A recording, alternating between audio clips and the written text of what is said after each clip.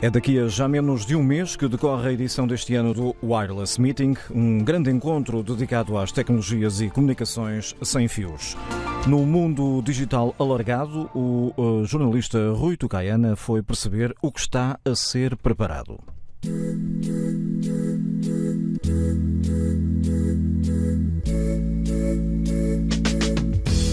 Depois de um hiato de 2 anos devido à pandemia, o Wireless Meeting está de volta. Esta é uma conferência que, de 2 em 2 anos, junta alguns dos principais protagonistas nacionais no setor das comunicações sem fios. Quem organiza este encontro é a Wavecom, uma empresa eminentemente tecnológica que opera neste campo. É Nuno Marques, o CEO desta empresa, que eu tenho comigo para falar acerca destes temas. O encontro está marcado para dia 21 de junho. Certamente ainda haverá vagas para quem quiser participar. A minha pergunta, Nuno, é se está tudo pronto ou se ainda há pormenores a tratar.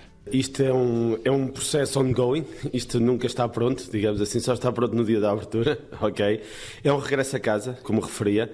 É um prazer voltar à cidade de Aveiro. Nós tornamos o Wireless Meeting um pouco itinerante, mas desta vez decidimos regressar a Aveiro até para fazer coincidir este Wireless Meeting com a inauguração deste novo edifício sede da Wavecom, onde estamos a gravar esta entrevista. É um gosto voltar a receber as pessoas em casa, é no mesmo local, no Centro de Congressos de Aveiro, onde estamos à espera de entre 400 a 500 participantes, que espero que gostem do que temos preparado para eles. Já agora, e permita-me isto, já que falou nisso, porque outros wireless meetings foram ensaiados, foram produzidos num outro edifício, realmente estamos num edifício novo, um edifício muito maior do que a anterior sede.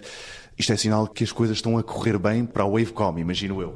Nestes últimos anos temos assistido a um crescimento gradual, mas consistente da Wavecom. A Wavecom vai fazer 22 anos. De uma startup já passamos a ser uma empresa com experiência. Sim, na área tecnológica, de uma forma geral, em Portugal, corre bem, digamos assim, e a Wavecom acompanha esse processo.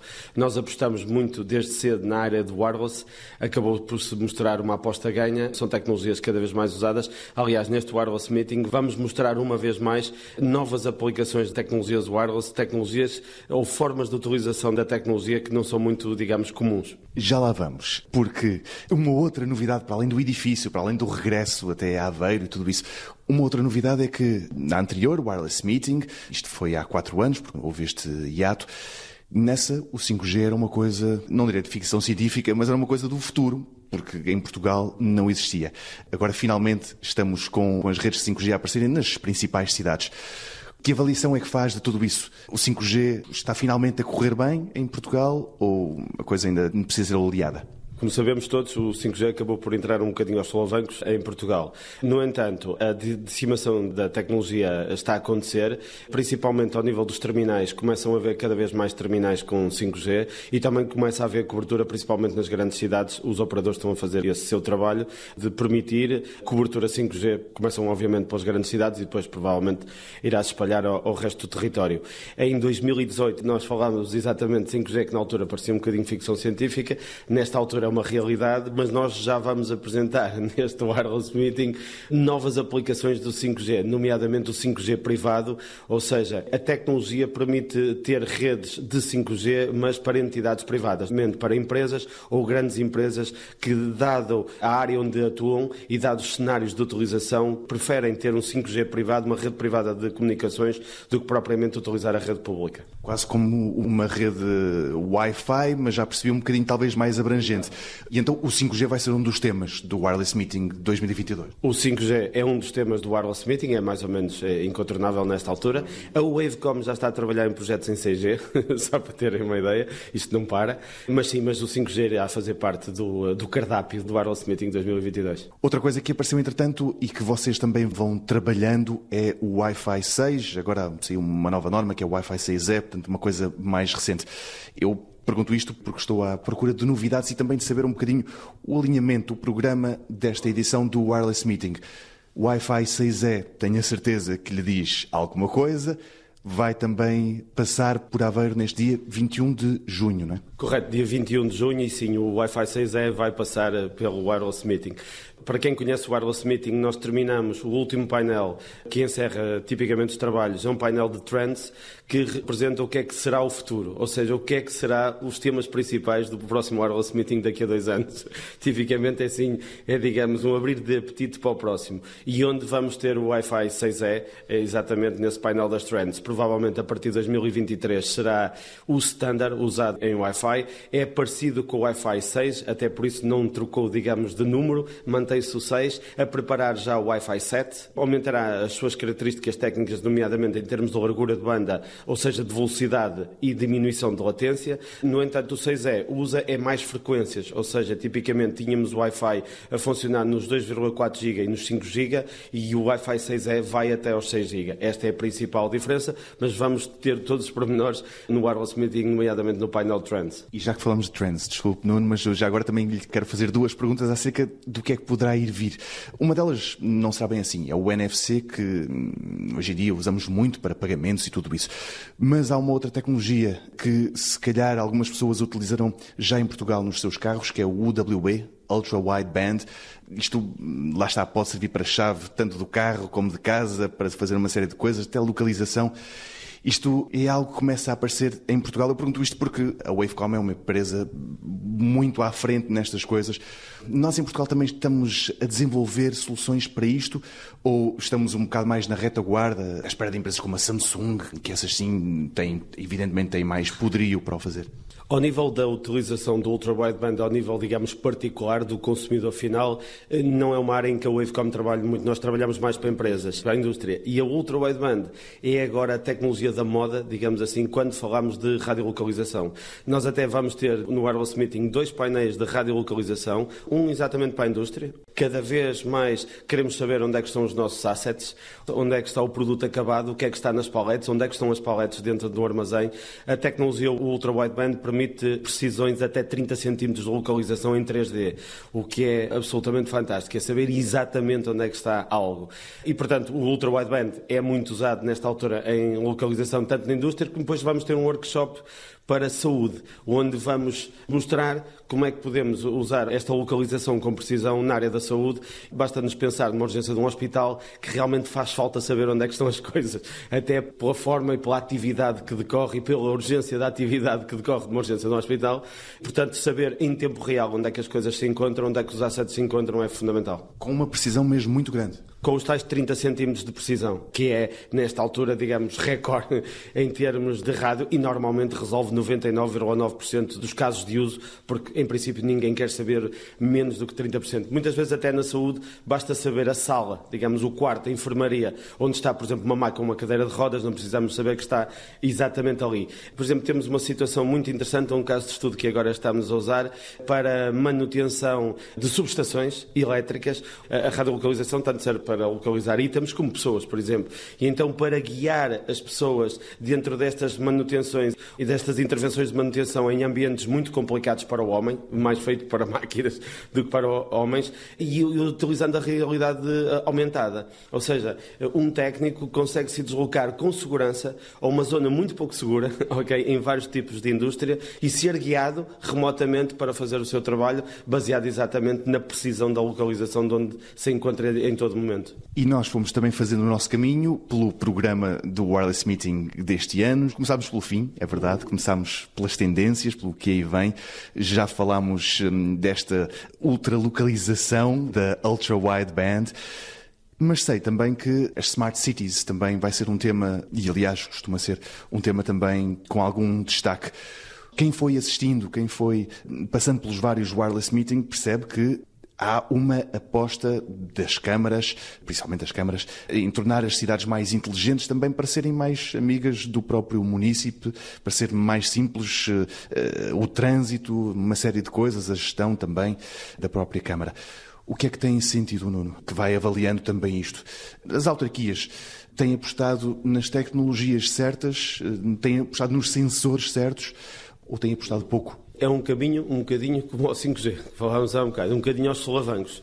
Infelizmente, e aí ainda estamos mais atrasados, a Wavecom tem uma delegação em Espanha, nós trabalhamos muito Smart Cities em Espanha, claramente estão mais avançados que nós e tecnologicamente Espanha não é um país mais avançado que Portugal, ok? Bem pelo contrário em muitas áreas, mas neste caso em concreto nas Smart Cities estão à nossa frente porque há, digamos, um impasse, ainda não houve um programa nacional para realmente haver um investimento, não digo massivo, mas um investimento grande na área das Smart Cities que é absolutamente fundamental para tornar a gestão das cidades mais fáceis, mais amigas do município e mais amigas do ambiente. A digitalização e a descarbonização, portanto, que são vetores fundamentais, por exemplo, agora no PRR, e isto a nível da comunidade europeia, acabou por não ter, por exemplo, e no PRR em particular, acabou por não ter nenhum vetor importante. Foi uma oportunidade, digamos que perdida, ok, de realmente investir em Smart Cities em Portugal de uma forma, digamos, transversal e alargada. Onde é que poderíamos ficar a ganhar? Dê-me também exemplos de boas práticas em termos de Smart Cities. Como é que as cidades podem ficar mais inteligentes? Eu destacaria aqui 2 vetores. Um é o vetor da descarbonização e de ser amiga do ambiente. Tudo o que não se pode medir não se pode gerir. É um chavão já muito utilizado. Portanto, os autarcas primeiro têm que medir o que é que está a acontecer nas suas cidades para depois poderem tomar as melhores decisões. Senão acabam por tomar decisões intuitivas e, por muito bom que o autarca seja, torna a decisão muito, muito complicada. Nesse aspecto, as medições, por exemplo, das emissões de carbono, a utilização de corredores verdes, a medição, por exemplo, de ciclovias.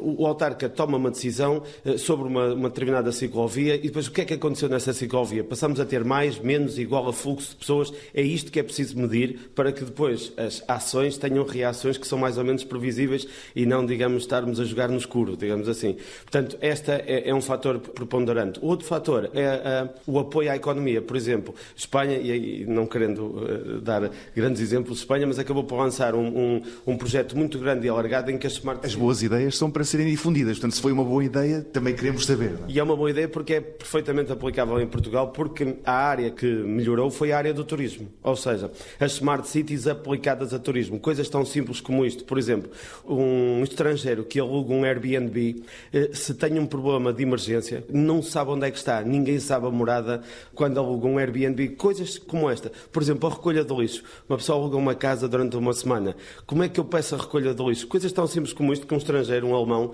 que chega a Portugal, esteja cá 2 ou 3 dias ou uma semana, não tem noção. Portanto, há muitas coisas que podem ser feitas aí a nível tecnológico e muitas coisas que a tecnologia pode alavancar a própria atividade económica, neste caso o turismo. Ou seja, no primeiro vetor seriam mais sensores, encher, entre aspas, e a expressão é minha, mas colocar na cidade um número razoável de sensores para poder medir tudo isto. Aqui já é mais uma questão de redes, de pôr toda a rede a funcionar para que, neste caso, o turista, ou quem viva na cidade, consiga comunicar com a própria cidade mais facilmente. É isto? Exatamente. Depois de haver realmente esse deployment de sensores, depois de tornarmos a cidade inteligente, depois existem muitas ideias que podem ser utilizadas. Inclusivamente, por exemplo, a criação de Open Labs, ou seja, incentivar startups ou empresas instaladas no mercado a utilizarem aquele tipo de tecnologia para daí trazerem vantagens económicas para o município, para as empresas que vivem nesses municípios, etc, etc. Um dos programas, e também para não ser injusto, lançado recentemente, foi os bairros digitais,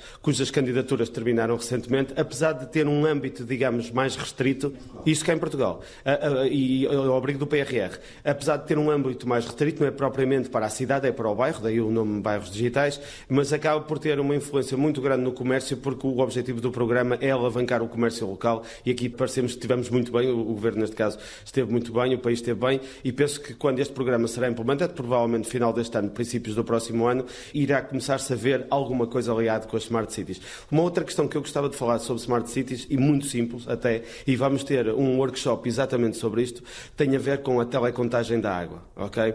A água é-nos contada tipicamente 2 em 2 meses. Ou seja, chega-nos uma fatura de 60 euros a casa e nós não sabemos exatamente o que é que aquilo corresponde. Pagamos como bons cidadãos, mas não sabemos exatamente o que é que está a acontecer. Com estes sistemas de telecontagem, baseado nomeadamente em redes abertas, como por exemplo o LoRa, que é um protocolo de comunicações muito utilizado na Internet of Things, no IoT, em que os contadores comunicam com uma plataforma central e entregam contagens de hora a hora. Ora, cada pessoa, numa app do município, uma app específica para este neste fim, o munícipe ou o cliente da água pode perceber os seus consumos. Quanto é que gastou de banhos durante o dia? Quanto é que gastou nas máquinas que põe a lavar tipicamente à noite? Quanto é que gasta na rega? A fatura continua a ser os mesmos 60 euros, mas pelo menos conseguimos perceber onde é que estão os gastos.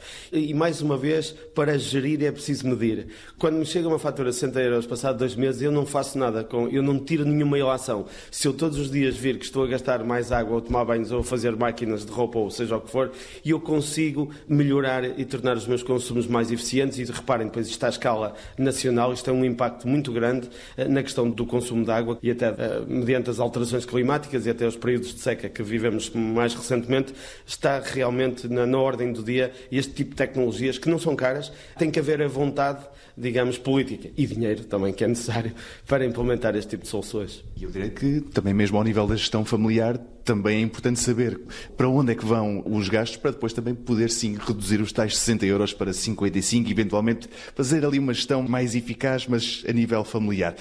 Bom, muito na voga e agora ultimamente tem estado a questão da segurança e quanto mais crítico for o serviço, mais importante ele se torna. No Wireless Meeting 2022 também está previsto um painel dedicado às comunicações críticas. Acha que as empresas se estão a defender ou deviam defender-se melhor? A segurança é um processo que não acaba. Há sempre aqui um jogo do gato e do rato, ou seja, obviamente que em média as empresas atualmente estão muito mais seguras que estariam há 10 anos atrás, sem qualquer dúvida. No entanto, também os sistemas de intrusão são muito mais sofisticados agora do que eram há 10 anos atrás. E, portanto, isto é uma corrida permanente. As empresas deverão ter consigo, tanto em termos de sistemas como de hardware, mas também de pessoas. Muitas vezes tem a ver com processos, tem a ver com pessoas. As maiores intrusões de segurança visam as pessoas e não propriamente as máquinas. É mais fácil defender uma máquina do que defender uma pessoa. Uma empresa do grupo Wavecom sofreu um ataque o ano passado e foi através de uma pessoa. Foi alguém que ligou a alguém a fazer-se passar, neste caso, por uma pessoa da Microsoft. Portanto, algo tão simples como isto e é uma forma de entrar depois na rede corporativa das empresas. Neste Wireless Meeting nós vamos tratar de um nível de segurança que é muito pouco falado, que é a segurança OT, quando estamos a tratar da parte operacional, nomeadamente da indústria, em que autómatos não falam IP.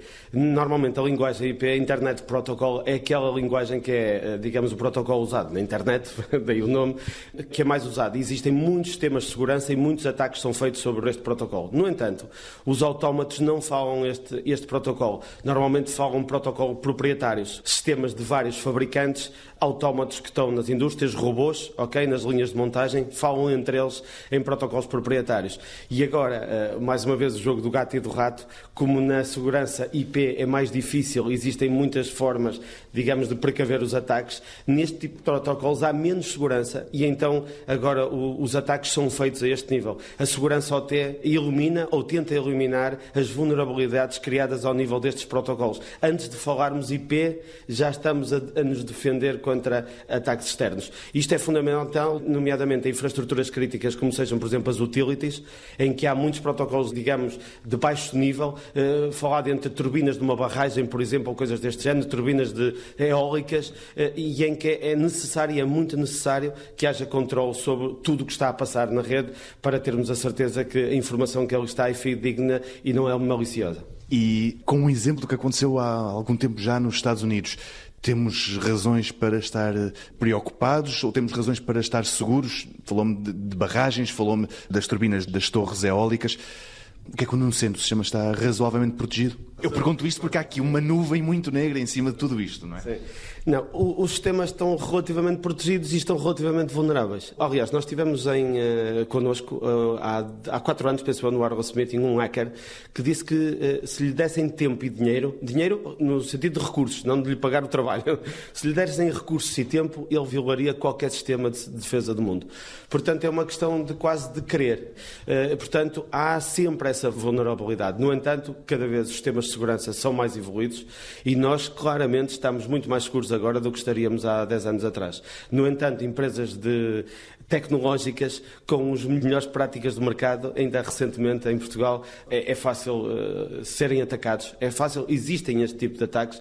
É preciso principalmente assumir-se que nós vamos ser atacados. Vamos assumir que, por muito bom que os nossos sistemas de segurança estejam a funcionar e que nos defendam, vão falhar um dia.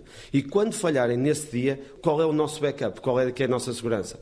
Nós podemos construir os melhores edifícios antissísmicos, ok, mas nós temos para ter hospitais, no caso de haver um sismo e haver feridos, porque alguns edifícios podem ruir. É um bocadinho como na segurança. A nossa construção está à prova, digamos, de ataques, mas um dia vamos ter um ataque e temos que estar preparados para tratar dos feridos, digamos assim, para tratar dos danos causados por esse ataque. Se tivermos aí um bom nível de preparação, o impacto que esse ataque bem-sucedido acaba de ter pode ser praticamente nulo. Ou seja, pode nem haver impacto na continuidade do negócio da empresa ou da instituição que foi atacada. Eu não lhe perguntei por oradores, convidados que vêm aqui ao Wireless Meeting, até porque também tudo isso ainda está a ser preparado. Fomos falando dos temas e queria terminar falando de um que não é propriamente um tema da Wireless Meeting, mas como estamos numa empresa, a Wavecom, que para todos os efeitos produz equipamento, queria também perguntar acerca disto porque, por causa do mundo digital, tenho percebido que, e é notícia, que há uma escassez de semicondutores, de pequenas peças que depois fazem parte dos vossos equipamentos e que atrasam toda uma linha de produção. Isto também se tem sentido por aqui, estes constrangimentos, seja pelas paragens das fábricas na China, seja porque a matéria-prima também não é extraída com a velocidade que já foi, seja porque está tudo um bocado atrasado em termos de distribuição. Chegou a este setor das telecomunicações ou tem-se conseguido passar um bocadinho ao largo disto? Não, é uma área que está a ser muito atacada, perdoando-me a expressão, exatamente pela escassez de semicondutores, nomeadamente de chips. E agora vai um bocadinho mais profundo, como o Rui dizia, tem a ver mesmo com a falta de matéria-prima ou com a velocidade com que se extrai matéria-prima não chega para as encomendas do mercado. Isto está-nos a trazer problemas, ok, à Wavecom e a todas as empresas que trabalham nesta área, nomeadamente quem vende ou integra soluções que têm hardware, que usam microchips. O que nos está a acontecer em termos, digamos, de empresa, é que em termos de vendas a coisa corre-nos bastante bem. Em termos de entrega, temos realmente prazos de entrega cada vez mais alargados. Estranhamente, por acaso, os fabricantes chineses, nesta altura, têm uma vantagem competitiva quando comparados com americanos e europeus, porque como estão perto, digamos, da matéria-prima, perto das fábricas onde são produzidas praticamente todos os equipamentos eletrónicos vendidos no mundo, acabam por ter prioridade. Até imagino eu, por alguma tensão ou por alguma pressão política que exista sobre, por exemplo, Taiwan, que é o país, o maior produtor do mundo de chips e que fica mesmo ali ao lado da China e como todos nós sabemos com as pressões políticas que vão existindo sobre o mesmo, penso que nesta altura os fabricantes chineses acabam por ter uma vantagem competitiva nesta questão do prazo de entrega, os europeus e os americanos, por distância às fábricas e por distância à matéria-prima e por distância, são várias distâncias, está a dar nesta altura uma vantagem competitiva conjuntural, provavelmente, aos fabricantes chineses. Para terminar, resolvendo este problema, quando é que antevê que estes constrangimentos estejam resolvidos? Ainda este ano, talvez mais para o final, 2023, mais? A crise dos chips, a chamada crise dos chips, é um bocadinho como a pandemia. Nós achávamos que isto ia ser 3 semanas, um mês, e levamos 2 anos de pandemia. O mesmo está a acontecer exatamente com os chips. Eu lembro-me perfeitamente de organizações bastante credíveis a dizer que o mercado estaria regularizado em junho de 2022, quando o problema se pôs no início de 21, ok? Ou começou-se a pôr de forma mais acentuada no início de 21. Nesta altura é quando estamos pior. Okay? E agora a tendência ainda é para piorar. Antes de melhorar, vai piorar. Um bocadinho como a pandemia. Eu, sinceramente, não tenho previsão. Eu tenho quase uma certeza, é que antes de um ano, antes do junho do próximo ano, isto não estará regularizado. Portanto, será mais tempo do que isto. Agora, muito honestamente, é um bocadinho como a pandemia, não consigo prever exatamente quando é que isto termina. Fica a esperança de que termine em breve. O Wireless Meeting ocorre de 2 em 2 anos e eu recordo que a edição de 2022 está marcada para daqui a cerca de um mês, 21 de junho, em Aveiro, e ainda há lugares disponíveis. Fica então a esperança de que no encontro seguinte, portanto no Wireless Meeting de 2024, este problema com as cadeias logísticas e os chips esteja finalmente ultrapassado.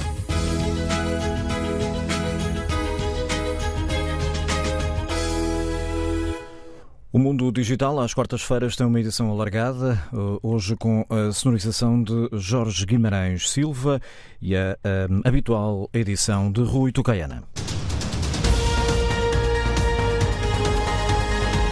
Tudo o que se passa, passa na TSF.